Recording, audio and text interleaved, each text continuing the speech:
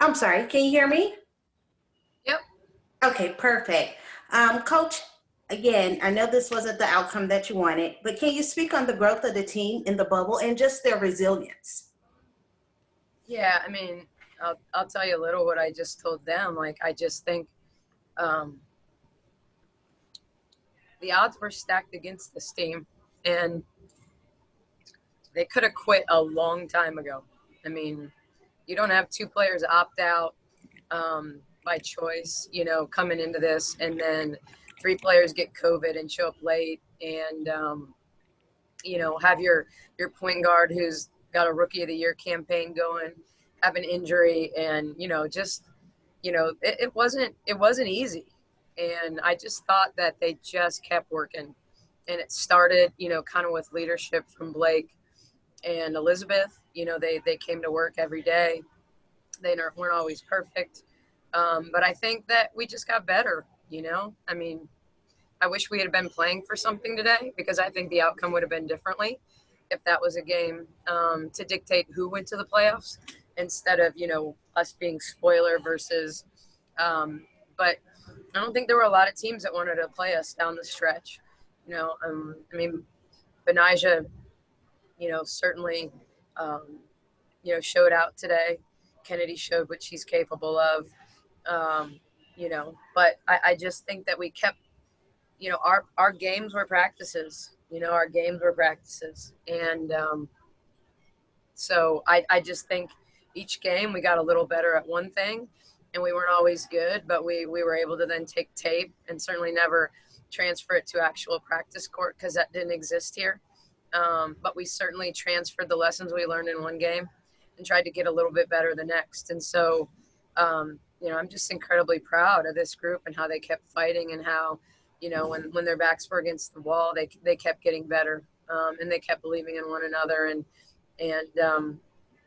So would have liked to have gone out with a win, one way or the other, but proud of kind of how we came along.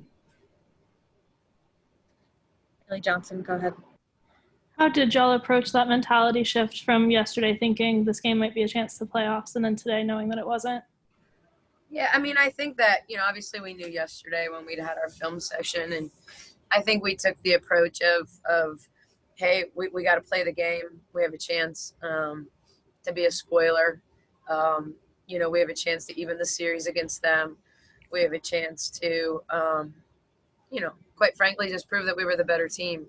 And so I don't think there's any doubt that our team wanted to win the game, that our team went in with the game plan and the focus and the desire, to win the game, but you got to understand the difference between what Washington was doing and what we were doing. We were booking flights last night. We were cleaning rooms and packing bags, and while you want to keep the focus on the game, we got players flying out as early as 6 a.m. tomorrow morning.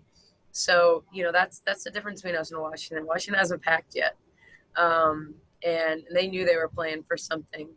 And it might have even been a different game had New York, managed to pull the upset off earlier. And then it's two teams just, kind of outplaying and enjoying their Sunday evening game. But I think when it comes down to, that like scrapping for a loose ball, or, that last rebound that you get in a tussle for, or one extra rotation, I think when you're playing for a playoff spot, I think my guys played really, really hard. But I think you just have a little extra juice in that scenario, and I think that's what they had, even coming off of back-to-back. I thought we could get to them in the second half because they were coming off a back-to-back, but they certainly had the emotional adrenaline of knowing they needed to win to advance. All right, thanks, Coach. Yep. All right, we'll go ahead and get started. If you have a question, please raise your hand. I'll call on you.